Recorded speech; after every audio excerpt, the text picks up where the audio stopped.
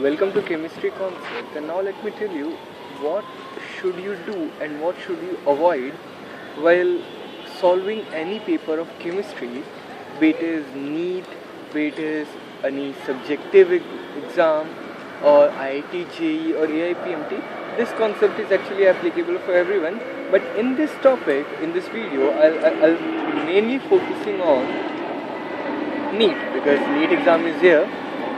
So, okay, there are three sections: organic chemistry, inorganic chemistry, and physical chemistry.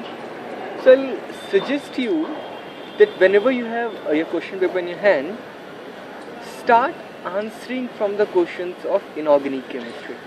Inorganic chemistry includes P block elements, D block elements, S block elements, periodic classification.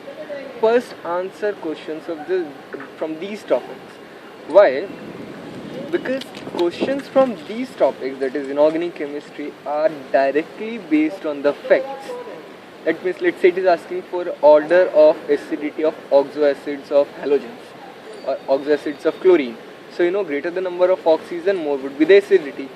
So if you know, you will be able to answer it within no time, and if you don't know, there is no need to waste time for that, because that means what I want to say, that the questions are of this type that either you will be able to answer that instantaneously if you know the concept, or you will not be able to answer at all.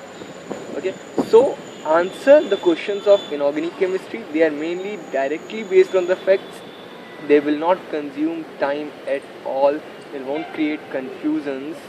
Okay, so for example, let's say in the first 10 minutes, if somehow you are able to answer 8 or 9 questions of inorganic chemistry, that will give you lot of confidence, and it is very fruitful, because in less time you have done 8 or 9 questions, because all the questions carry equal marks, so these are actually important. Okay, so after doing the questions of inorganic chemistry, you should move to physical chemistry and not organic chemistry. Okay, why not organic chemistry? Because questions of organic chemistry most of the time have some hidden twist in them.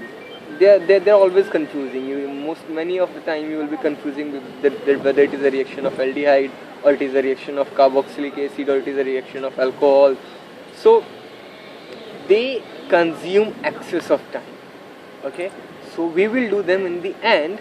That if somehow I am not able to answer all the questions, I have to leave few questions, so I'll be leaving from the organic chemistry. First do inorganic, then move to physical chemistry, and then in physical chemistry also, I'll give you a trick that try to answer the questions from the similar topics together. Like answer redox reactions, then answer electrochemistry, because they all have the similar concepts. Similarly, equilibrium, chemical kinetics, they have some similar type of background. So just make these type of groups of the chapters which have similar concepts and try to answer them together. That will also save your time, because just imagine once I am solving the questions of redox reaction and then suddenly I am moving to organic chemistry. That means I had few concepts in my brain that I have to remove, and then I have to remember new concepts. So it would be better that I just answer all those questions together which have similar backgrounds, like redox reaction or electrochemistry. They all have that concept of oxidation, reduction, and electron transfer. And so similarly in organic chemistry also, D block, F block, coordination compound, they all have similar concepts. Okay, fine. And at the end, try to solve the organic chemistry, and in organic chemistry also again you apply the same concept, that I will be answering the questions of compounds containing oxygen together. Like compound containing oxygen are alcohol, phenol, ether, aldehyde, ketone, carboxylic acid. Answer all the questions from these chapters together. And then again, compounds containing nitrogen, like amines, amino acids, nitro groups, cyano groups, in separate groups, or you just try to solve the questions of these topics together. By doing this, you will be able to save you a lot of time, and whenever you do a correct question, it gives you confidence. And the most important thing, never rely on guesswork. Never do guesswork. Never guess any question. If you know the answer, do that. If you don't know, leave that. Because what we do, that whenever we do a question incorrectly, we are losing 5 marks. 4 marks we are losing because we are not able to correct that, we are not able to answer that question correctly, plus 1 negative mark. So actually by doing one question correct I am losing 5 marks, not 4. By doing a correct question I'll be getting 4 marks, but by doing a wrong question, by answering a question wrongly, I'll be losing 5 marks. Strange.